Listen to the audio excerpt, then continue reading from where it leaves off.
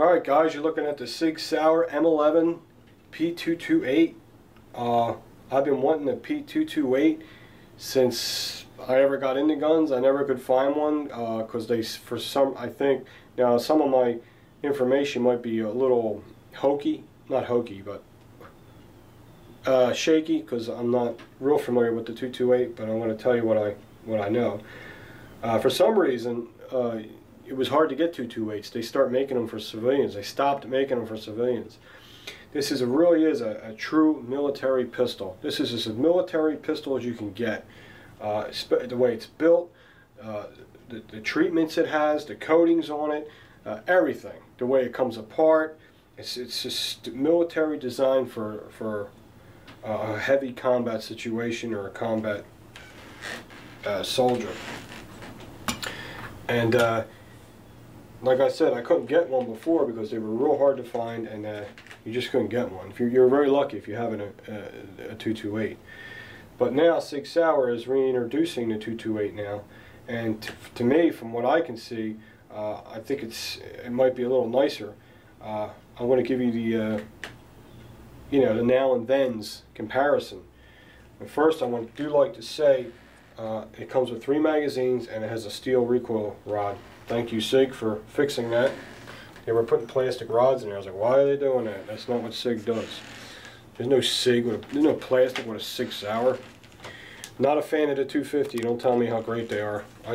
They're nice guns, but they don't feel like a Sig. You know, they feel like something else. I'm just not into them 250s, man.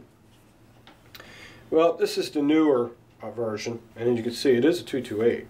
And there it is right on the handle. Okay, and it is also marked M11A1. What can I say about this? Well, it's a lot smaller than the 226, a lot smaller. Some people don't think it's that much smaller. What are you kidding me? This is way smaller. Look, it's just the size of my hand. That 226 is a big gun, and plus the one I had the Elite stainless, so the bottom was steel and the top was steel. Man, was that a heavy gun. And it was great for home protection, but I never would carry it. It was too big. Even when I shoulder holstered it, it was hard to carry because it would be so heavily on one side. It would be so one-sided feeling. You know what I mean? It just wasn't a comfortable gun to carry. But like I said, nightstand gun, perfect, man, perfect. So since I don't have a lot of money and I can't have a Sig for carrying and a Sig for home, I did a switcheroony. Sold it to a buddy of mine, and he gave me a fair price. And you know me, guys, my guns are like new. I take care of them. So he'll be getting that, and I got the money that he sent me and bought this Sig Sauer P228. This will be more useful. It's a 9mm. I'll be able to carry this.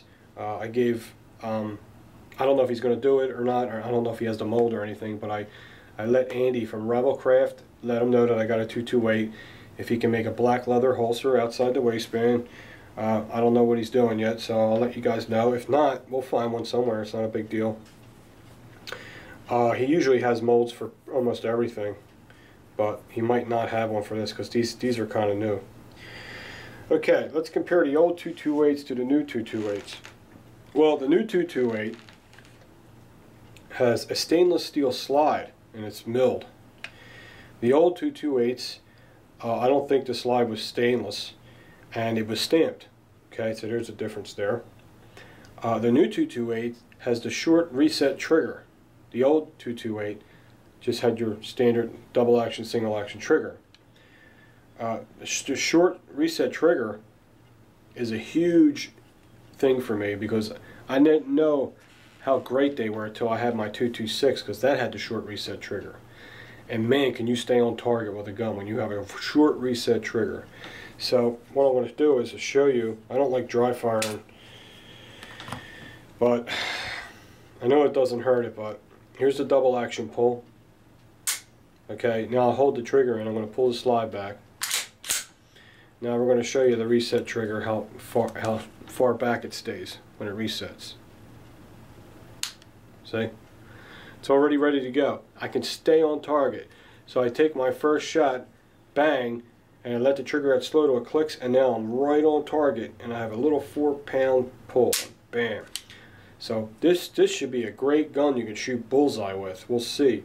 I heard when you go from a 226 to a 228, this has a little more balance. It's not as long, and it's just sits, instead of sitting like this and weighing this way, it sits this way, more level and balanced. So there's a couple of differences. It also has a phosphate coating internals, which you could tell that this here, the decocker lever, see how it's a different color? It has that phosphate coating on it. And the trigger looks like it has the phosphate coating. And the phosphate coating is to resist any kind of corrosion because, like I said, these are designed for the military, airplane pilots, special agencies, you name it, you know, all them guys. And if the gun gets wet or during, you know, bad conditions, weather conditions, this gun can take it. I can tell right there, there's the magazine release, it's just phosphate coating on there, and supposedly the magazines are phosphate coated. Okay. I'm trying to think what else the difference is between the new 228s and the old 228s. That's all I really know. The frame, well, the slide is stainless and it has a nitron coated coating on it, so it's supposed to be really durable. You know, when you have a gun like this, it's a military gun like this, and it gets, you know, the finish starts coming off and all.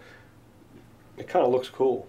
Like I like when Glocks get old looking and beat up looking, and same goes with this kind of gun. The frame is an alloy frame, and it has a black hard anodized coating, so hopefully it'll stand up to just de-acid from your skin and handle it, and hopefully the finish don't come off. You know, but like I said, it doesn't bother me with these kind of guns.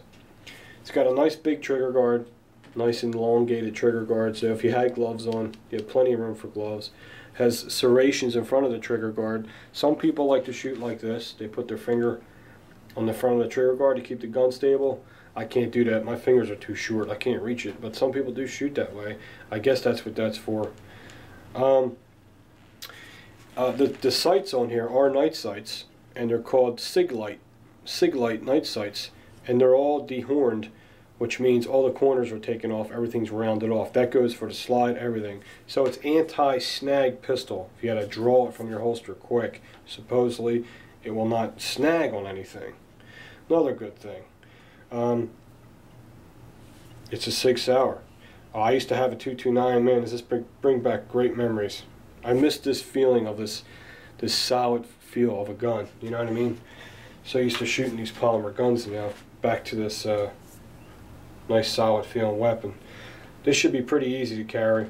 And Sig also engraved their name on the top of the slide. See that? I know you can't see it, but the lighting sucks. See if I go like that. You can't see it. It just says Sig in a circle. It looks really, really cool. The only thing I don't like, what I wish they would have done, was put a bevel on the side of this barrel here. It's got a real sharp corner on there, and I don't know if it has to be like that. I don't think it does. Maybe it does. To ride under the slide, it has to ride in the track straight. But the 226, that's beveled a little. It's rounded off. But other than that, another thing that's different about the 228 and the new 228, I think something to do with the extractor. I think the extractor's a little longer than the old model. But this is a beautiful gun, and I can't wait to shoot it. And like I said, it comes with 3 15-round mags. Now the old Sig, the original 228, was 13 rounds. The new M11A1 228 is 15 rounds. Alright?